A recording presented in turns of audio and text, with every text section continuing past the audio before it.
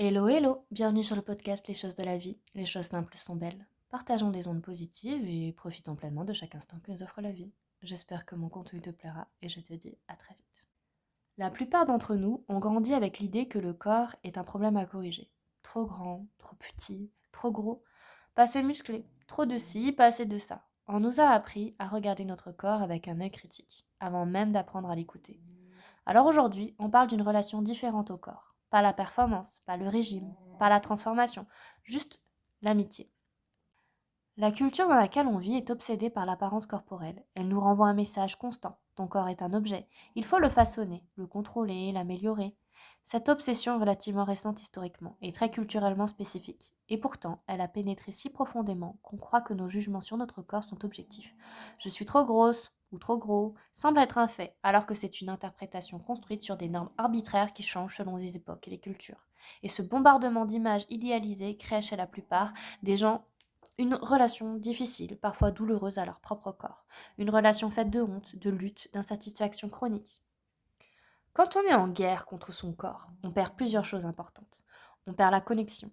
On cesse d'écouter les signaux du corps, la faim, la fatigue, la douleur, le plaisir, pour les remplacer par des règles externes. Je ne mange pas après 18 heures, je dois faire X calories, je mérite de manger si j'ai fait du sport. On perd du présent. L'énergie mentale consacrée à penser ce qu'on a mangé, à ce qu'on devait peser, à ce qu'on voit dans le miroir. C'est une énergie phénoménale prélevée sur la vie réelle. Et on perd du plaisir. Manger peut être une joie, bouger peut être une joie. Vivre dans un corps peut être une joie. Et ces expériences deviennent anxiogènes, chargées voire punies quand le corps est perçu comme un ennemi.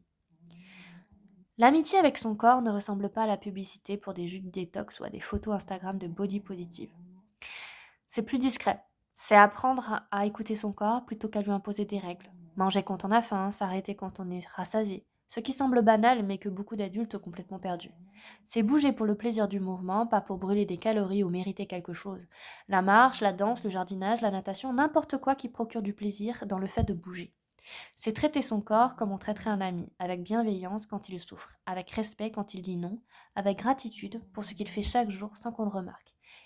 Et c'est apprendre à regarder son corps avec moins de jugement. Pas nécessairement avec amour immédiat, c'est un chemin, pas un interrupteur, mais avec moins de dureté. Un exercice simple et puissant pendant une semaine, par exemple, c'est de noter chaque jour une chose que ton corps fait bien. Pas esthétiquement, hein, fonctionnellement. Il te permet de marcher, de ressentir la chaleur du soleil, d'entendre de la musique, de goûter quelque chose de bon. Et ce déplacement d'attention de ce que le corps a l'air à ce qu'il fait, c'est un premier pas vers la paix. Deuxièmement, c'est interroger les règles, d'où viennent-elles, qui les a décidées, servent-elles vraiment ton bien-être ou servent-elles une image? Et troisièmement, si la relation au corps est vraiment difficile, si elle est cause de la souffrance au quotidien, si elle perturbe l'alimentation, les relations, le fonctionnement, c'est quelque chose qui mérite un accompagnement professionnel, un médecin, un thérapeute spécialisé, parce que la honte n'a pas sa place.